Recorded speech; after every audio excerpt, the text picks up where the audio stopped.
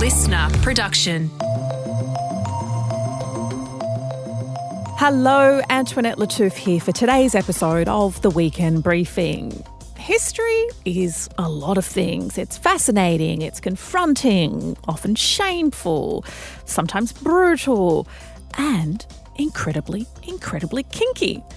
And it's sex, fetishes and kinks throughout history that today's guest has committed a huge amount of work to. Esme Louise James is a sex historian, and her work explores the history of human sexuality, including hidden queer histories, plus kinks and fetishes throughout the ages. She's the creator and host of Kinky History, which started as enormously popular TikTok videos, but is now also a podcast and a book of the same name. Esme is also currently a PhD candidate based in Melbourne. Later in today's episode, we have the weekend list. That is where we recommend what to watch, see, do, eat and listen to. And we've also been taking on some of your tips, so thanks very much for that. But first, here is my chat with Esme Louise James.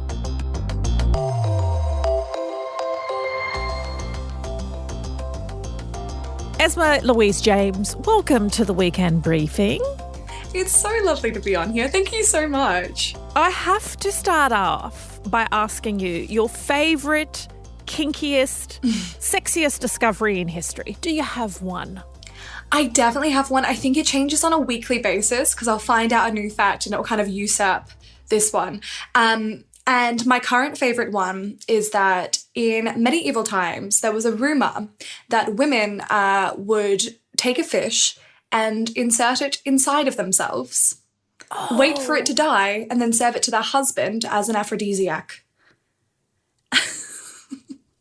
And so women, I really started this on a high. But it was recorded in the Birchard of Worms from the 11th century, and it's the only kind of, and he went into like explicit detail about why women were trying to get their husbands into bed and, trying to produce more children. So they turned to fishy fishes. But we kind of think now that he was actually just writing erotic fan fiction, but for himself. Were the fish dead or alive when they... Alive. Then they went inside, soaked in their juices and then were served for dinner.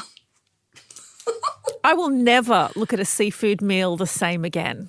I know. That is some serious prep and serious foreplay. That is, it's kind of turned me off fish and chips for a long time now, like literal fish fingers. But reading about that was really fascinating. But it also reminds you that even back hundreds of years ago, in what we sometimes, classify as the dark ages, it's very much not dark. They were just still filthy. I love it. I'm traumatised. I can't unhear or unlearn that. I do want to also ask you, why sex history? Because it's pretty niche. It is really niche. It's an interesting journey getting here. I came to university to initially study the history of religion. And the thing about sex, and I think how that came into that, is it's not that far removed from studying something that is a universal human experience of some variety. Sex is essentially the reason we have history at all. So looking at a topic that we... even in contemporary world, we're still just starting to kind of talk about it in a normal setting. But it's been a part of our history for as long as we've had history, for obvious reasons. And it says a lot about culture and our behaviour and our values, how we practice sex, the same as how we practice eating or sleeping or other forms of relationships. So it's actually a really interesting way to learn more about people from the past, looking at their sexual behaviours like fish fingers. Stop it. I'm going to have to ask you to stop talking about fish fingers. Otherwise, I'm going to be forever traumatised. The thing about history is that it can often be boring, but you definitely find super interesting stuff to share, if not slightly traumatising stuff to share. But how much is it also about the way history is told? Oh, I think coming from a very academic communication point of view, It is everything. Every historian has a bias. I have a bias. And the way that I will tell history will come from my own interpretations of what I'm reading. The ways and the connections and the things that I make are not the same connections that another historian will make. And that is really important, because telling history and telling the forgotten stories from the past, especially in the work that I do, it's a lot of sexuality, identity, and gender. And when we are able to put back into stories figures and identities that have been forgotten but are so prevalent today, people actually get to see the lineage of the fact that these were always a part of what it means to be human, and something that feels like a novel form of identity expression in the modern world. We actually see it's been there for as long as we've had a recorded history. And so it's so important to tell history in a way that is inclusive. And that's really kind of where I came into this. In addition to it being about how you tell history, it's also who tells history, which for a long time has been dominated by old, white, boring men, none of which you are. And I want to play this video, which has been watched millions of times, for our listeners to get a bit of a sense and a flavour for the sort of historian that you are. Kinky facts from history that you didn't know. Medieval women shoved fish inside their hoo-ha to get men into bed. Once the fish was seeped in their juices, they would serve it to their husband as an aphrodisiac. This method was recorded by the 10th century Burchard of Worms, but may well have been a product of his wishful thinking. Condoms used to be made out of the intestines of animals. This style remained popular until the mid-1800s, with a ribbon tied around the base to secure it. In Sparta, women would cut their hair short once they were married, and some scholars believe this was to make marital relations more comfortable for the man, because they were far more used to having sex with other men. Did you expect, though, that these historical figures and kinky moments in history to be so big on TikTok? No. When I first started creating on TikTok, it was a way to communicate in lockdown all of the fun facts that I was learning in my own research to friends and family, because that was just something I really loved doing. I love sharing facts. I'm an oversharer by nature. And I put it on TikTok just as a bit of a whim. And that video, the first video, blew up. From my humble perspective at that time, it received 20,000 views and it started developing a following. And I was completely blown away. What was that video about, that first one? It was about the oldest dildo recorded in history, which dates back 28,000 years. And it was found in this German cave in 14 fragments. And when they put it together, they essentially found a phallic object that had a ring around the top and was, quote, highly polished at the top from overuse. And they had no other choice but to classify it now as the world's oldest dildo. And we do have dildos from like 5,000 years ago, 10,000 years ago, 11,000 years ago. But to this day, 28,000 years is still the oldest known dildo, which is a fascinating fact because, again, we think that of sex toy as these new things. But we've been using sexual aids and sexual toys longer than we've had writing. We've always been hornbags. We really have. That was our priority. It was orgasm first, writing next. Oh, I love that. So I love that before the alphabet there was a dildo. Yes. I think it's so shortly after we invent the wheel. Like, we really have our priorities. Given that sexual kinks have occurred throughout the ages and documented to varying degrees, why do you think there's still so much shame and secrecy around certain kinks? It all comes down to when we first defined kinks and fetishes. It was essentially done 200 years ago to define perversion. It was done to treat people rather than to help understand these behaviours and what they mean as part of what it means to be human. And so we go into a time where when we develop all of these phrases like homosexuality, like kinks, like fetishes, and masturbation, that it was just to say what is not normal. And that is really something we are still trying to unlearn now. When you have language that is seeped in essentially taboo and discrimination, then that carries forward. And so this kind of the phrase kink shaming I find is really interesting now, because kink essentially was a word that was used to shame. Like, that's what it meant essentially. And when you have this definition of kink, it also changes depending on where you live in the world. Kink means a behavior that we just don't classify as normal. And so in some cultures, something like oral sex that we consider normal here would be classified as a kink. And so the thing about kink is that it's a constantly changing, evolving term, and recognizing that flexibility is also so integral to understanding our own behaviors and how sex and our definitions can tell us about people and culture and not just behavior. And do you think learning about, you know, just how kinky, and I know that word is loaded, famous people were in ancient times, that it can help break down some of that stigma and shame around certain sexual acts?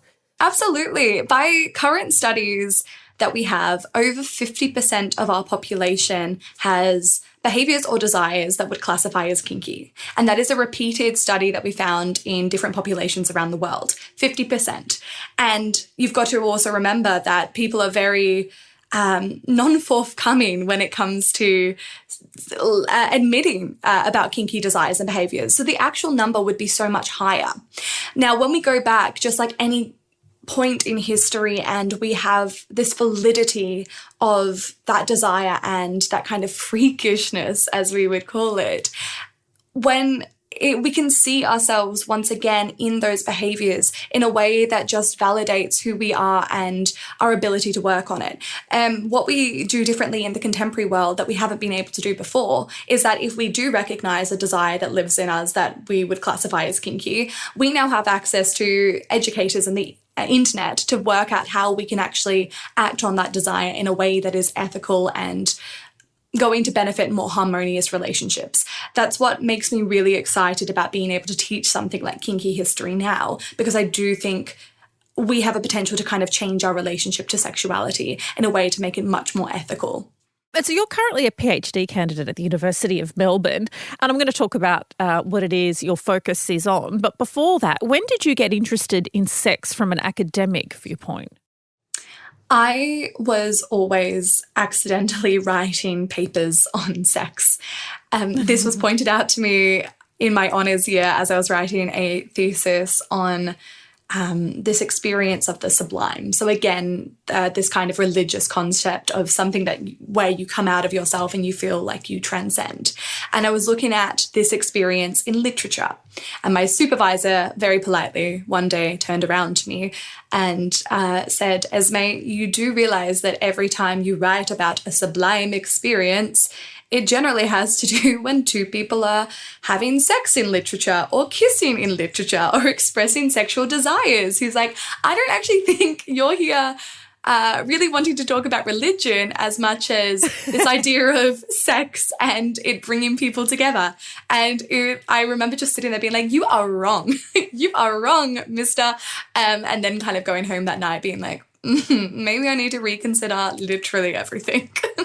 And so that's led you down a path of writing a book. You've done a TED Talk, which we'll get to in a minute, and a podcast of the same name. But first, tell us about your PhD and what it is you're focusing on. So my PhD looks at the emergence of pornography in the 18th century, really when erotic writing comes into fruition. And I look at instances like how erotic literature, what we would call smut novels now, essentially influenced the French Revolution, how it brought about political change, and how pornography started as a social critique and a way to drive revolution. And in doing that, while that's kind of a small niche aspect, it can tell us a lot today about our relationship to pornography, because we on the mass consume this form of media that started as a way to influence public opinion, change social perception, and drive revolution. And I'm kind of urging people, if that's the case, then we need to be a lot more critical about the way that we consume erotic media today. I can't say I know much about the origins or the state of pornography in the 18th century, but I am struggling to understand how that may relate to pornography today, which is super online, highly commercialized, often predatory, and in what way that's linked to political discourse and civil disobedience. So something as simple as in the French Revolution, essentially, Marie Antoinette is the perfect example. Pornography was created about Marie Antoinette en masse, and it's essentially what drove people to hate her, to despise her, which led to her execution. They would describe Marie Antoinette being so sexually degenerate that she was going around pegging other women, that she was making a cuckold of her husband, that she was doing all of these atrocious orgies and making people really mad, being like, but we're paying her taxes and all she's doing is f***ing everyone. How terrible. Now, that's really similar to something that we're seeing with like AI-generated pornography today. The ability to take someone's likeness who's in the public and put them into various scenarios that could tell a falsified story. And it doesn't matter if they can come out and say, that wasn't me, this is AI. It plants a seed. When you're in a state of kind of arousal, you're very susceptible to external influence. And there's been a lot of studies about this from the Kingsley Institute, that if you can see something in an erotic state, say you see a foot or something, it could potentially give you like a bit of a kink for feet. Like, you start to think of feet as a little bit sexy. And they've done a lot of research into that's how potentially fetishes and kinks come about. The same thing is true if you're seeing a celebrity in maybe an erotic state, and it doesn't matter if that's AI generated, it could leave a lasting impression about that person and about what they're doing. And as technology really evolves, I think we need to start being a lot more conscious of that before that takes over, really. And I think there is now a lot more digital literacy, I hope, that will make us be a bit more conscious of what we are consuming. But I still think, you look at the numbers of people who access pornography sites on a daily basis without thinking about what they're consuming, about where it's come from. Nothing good under capitalism is ever free. So when you have people watching free pornographic websites on a daily basis, we are really essentially creating a system of exploitation that we don't even realize we're a part of. So really what I do in most aspects of my life, we look back to history to learn what we can be doing better today. And I'm very passionate about that when it comes to pornography, that we are not doing it well. So I guess what I'm hearing is, in terms of the links of pornography to political activism or public discourse, is the impact AI is having on porn could lead to legislative changes or more public pressure for policymakers to do more. Absolutely. And I think when you actually have a historical example of how this has happened in the past, it gives a lot more credence to a fear for the future that I think we've already kind of seen come to fruition. So hopefully, that the conversations like this do help bring awareness to this. It's not just a little fear that we have that is completely irrational. There is a lot of basis. This is where porn was born. So let's see where it's going.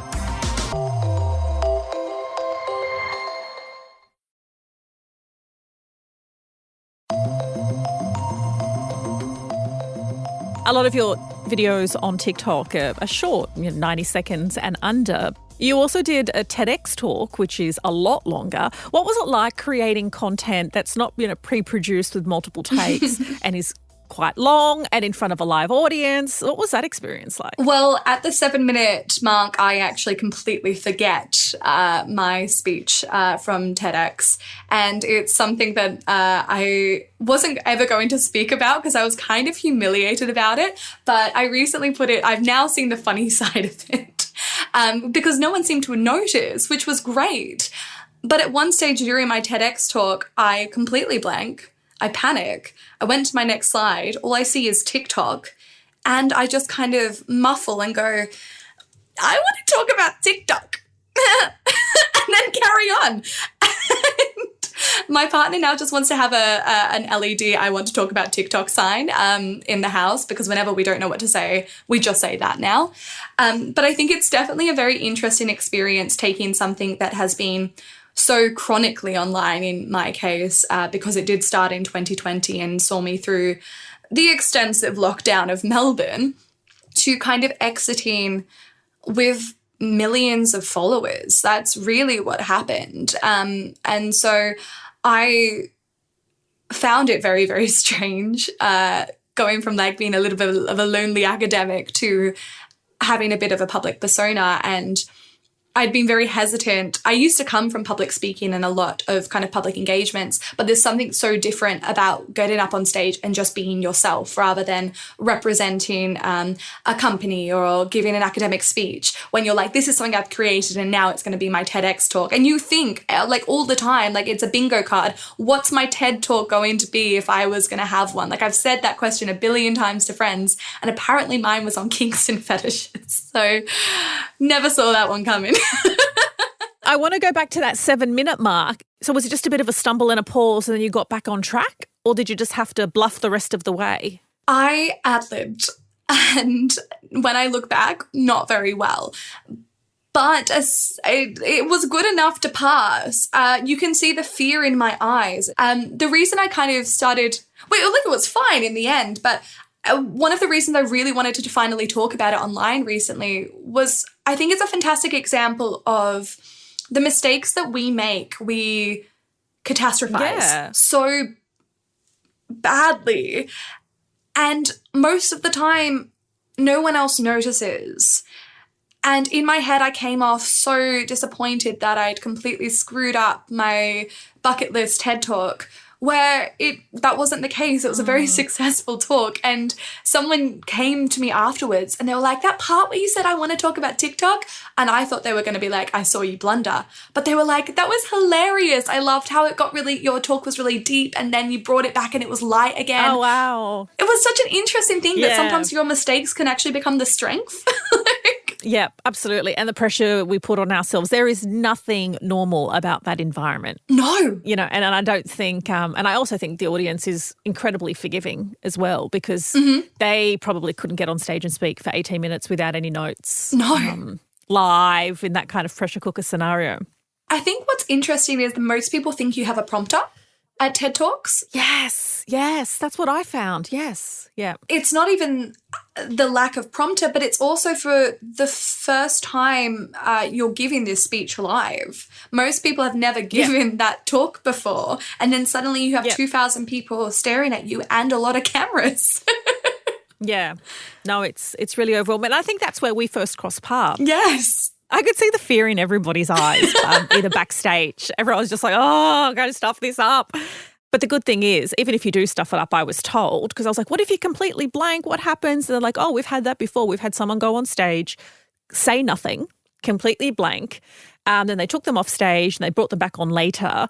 Other people stop halfway and have a panic attack. The good thing is they edit it out. The online version never looks like that. No. And so we're always made to look better than we actually are. That's why I love the online world. Yeah, exactly. It's my daily basis. So you also work with your mum, who's a statistician, and you're working on the Sextistics survey. And the aim there is to make the biggest global survey on sexuality. Where are you up to with that? It is such a fantastic, I think, evolution that I've had being able to work with mum, because I think when you say kinky history, the last thing you think about is maths and stats. And when mum came along, she's really brought this new life into what kinky history can be. And so we've worked on a survey. The first survey we did was in 2021. We put out one video, didn't do very well, but we got from this one video 20,000 responses around the world about a survey we'd created on sexual behaviour, identity, gender. It was about a 5-minute survey, and we ended up landing on, accidentally, one of the biggest surveys that has been done in sexual behaviour. 20,000 responses in a research world is a fantastic result. What we were kind of doing differently is in national surveys that we have on sex and relationships, they're generally about disease and prevention. That is, at the end of the day, what they're trying to get statistics on. It's not about how many people are having queer desires, how many people have had a change in their relationship or their sexuality? How many people have had their views on sex influenced by religion, and when it changed, what changed? And we're not looking at those interesting questions. Things about sex toy sales or engagement in anal really came from a very medical perspective. What we wanted to do differently was change the intention, the motivation, and it changed the result. What we're now working towards, which will hopefully be out and available in the next couple of months, is a larger survey.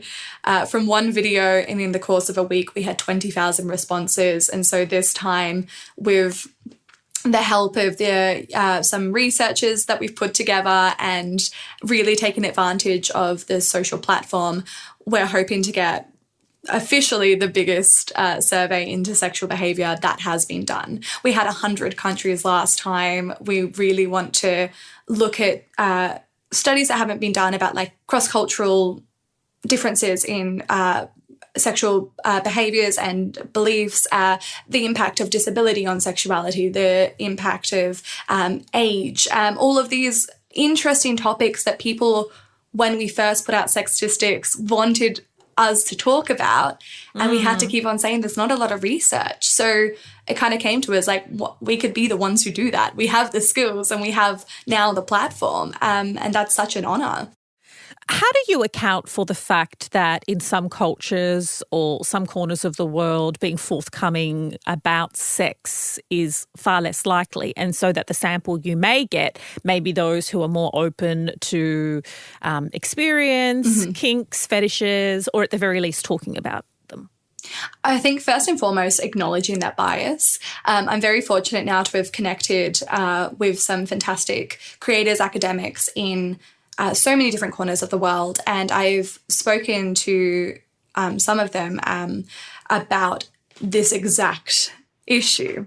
For instance, one of the places that we are doing a lot of work with now is going to be India. And there is a big difference in a lot of, just like there is here, between like very conservative, very progressive views of sexuality. But what we are really wanting to ensure that we do is we don't just want the kind of what we would classify as progressive people to come forward. We're also really interested in all different perceptions and views of sexuality and their influence. So when we have been very conscious in when we're looking at how you put out this survey, going to other universities to help us distribute, going to other creators and people who would be able to help us who are potentially not from the same views or beliefs that we're coming from, which has actually been a really nice exercise so far.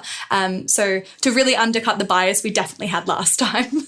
Yeah, absolutely. Because I can't imagine someone wanting to do a sex survey who's like, I have had one sexual partner. I enjoy missionary once a month. Yeah, absolutely. You don't want to sit down for a half an hour survey when you're like, I don't want to answer any of these questions. So yeah, no. Do you have this desire? No. Have you? No. Yeah. But yeah, I guess all you can do in research is, acknowledge bias and limitations and do your best to collaborate with other academics. My final question is, what is it like to work so closely with your mum about sex? Have you guys had to have any boundaries, or have there been any TMI moments? I mean, there's definitely a lot of TMI moments. There's too many. Like, for instance, one of my favorite things about working with my mum is that she really doesn't have a filter. And so when I get text messages from her, they are absolutely hilarious. I literally had one 2 days ago being like, darling, did you see the new stats? Everyone in Queensland loves anal. And I'm like, Mother, please. And there was so many over the course of, she like helped write on the book, write the stats in my book with me. And the updates that I would get sometimes, she'd be like, hi honey, what are you doing today? I'm just finishing up masturbation. Did you want to do cock rings? And like just these would pop up on my phone, and I made a little folder of them. And at one of our book launches, I did just really call her out on all of the funniest messages I'd gotten from her. But to answer the question, it is such a delight. It's such a privilege, and it really puts into practice what we're preaching. Openness about sex and being able to talk about it, and doing that at not only the level of doing this research and this communication, but doing it with me and mum as the spokespeople and also talking to one another, it's incredible. You know, my nan is now desperate to get involved as well. And I think there's something so rich adding to the conversation when you have all of these different generations and different perspectives able to share their experiences. And it is really, really wonderful. And people on the internet have really connected with it. Yeah, I would love that, to be at a family dinner and we'll be like, Mum, tell Nana what we found out about Queenslanders. I think the funniest thing is that sometimes we'll be chatting and Nan's like, well, girls, you forgot about this. Have you talked about this? And she'll say like the most outlandish stuff. I'm like, nah. Like, come on. Oh, that's great. I love it. Oh, it has been such a joy and a pleasure chatting with you. Oh, this has been absolutely wonderful. It's really fantastic to see people who've connected over something so incredible like a TED Talk experience to be able to follow each other's journeys. That is Esme Louise James, the creator of Kinky History, which is on TikTok, but also now a podcast and a book of the same name. It's your favourite time of the weekend. That's because Helen Smith is here with the Weekend List. That is where we help you navigate what to watch, what to eat, what to see, what to do. We're pretty much here to be your unofficial life coaches. We just don't have the qualifications. Helen, what is your first recommendation? So my first recommendation is food. It's a new kind of work lunch that I've been obsessed with lately. Mm-hmm. And they're these glass noodle jars that you prep at home. Okay.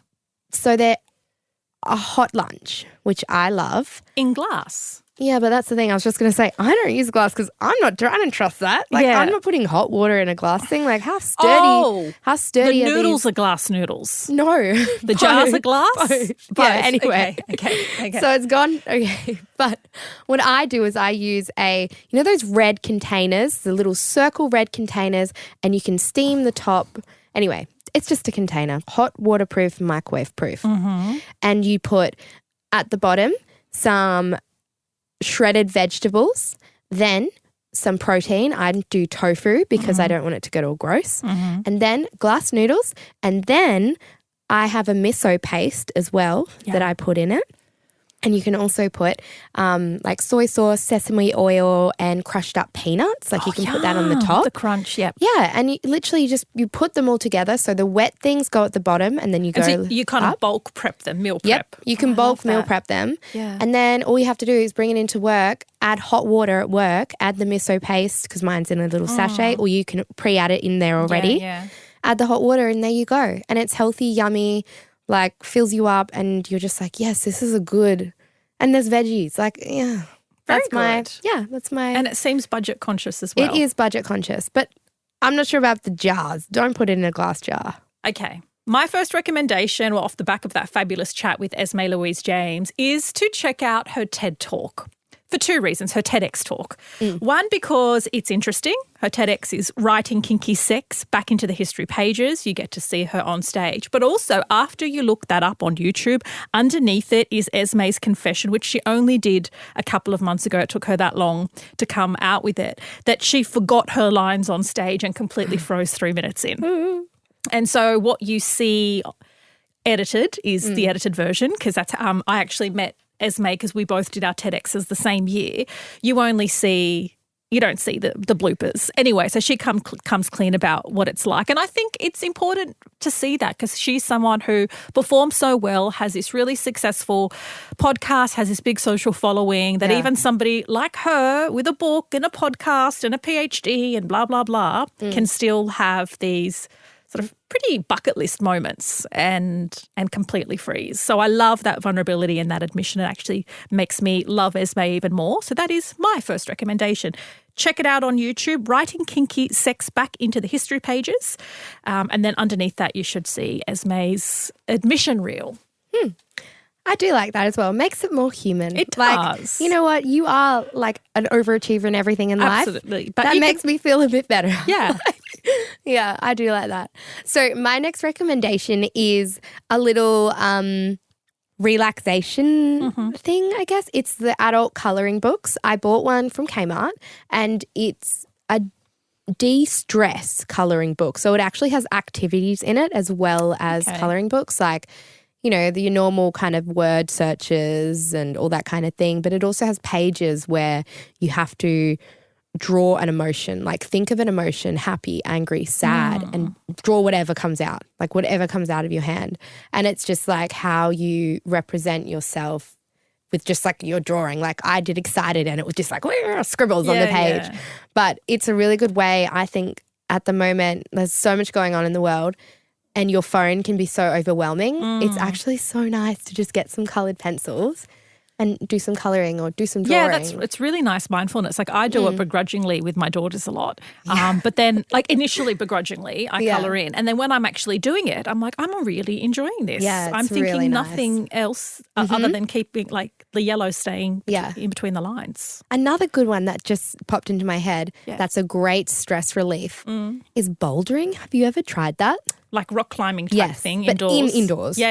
Like, I'm going outside. I haven't done it for years. It is so, like, I'm like, because you can't think of anything else because there's no rope. Like, That's you're just true. bouldering. You're just thinking about the next You're literally thing. only thinking about, I love it. I have to, like, if I do this, I'm going to drop, like, onto the mats. Yeah. But yeah, it really keeps you present. Like, you cannot think of anything else. And if you do, you will fall. Yeah. Like, you know. Okay. Yeah. Bouldering and colouring in if you're not that, adventurous or physically active.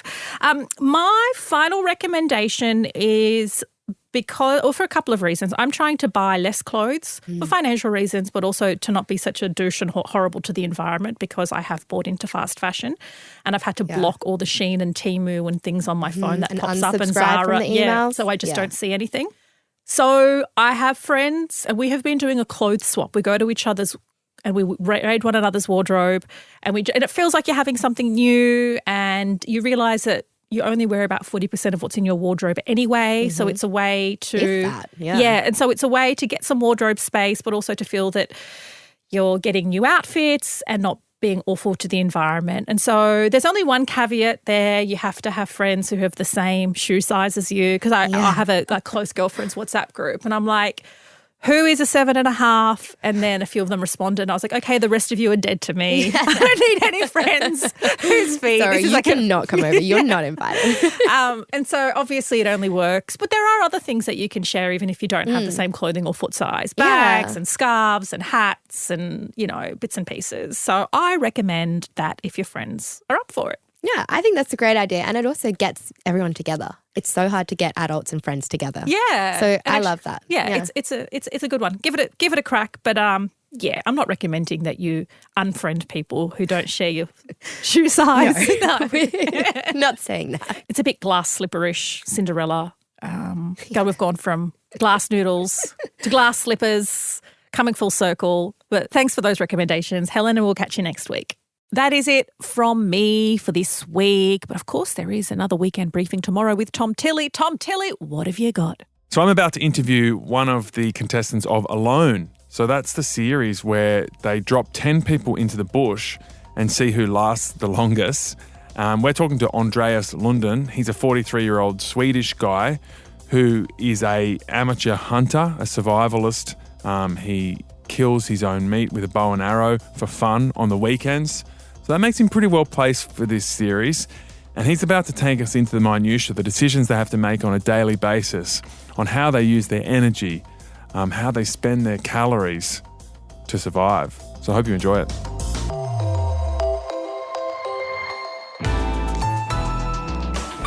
Listener.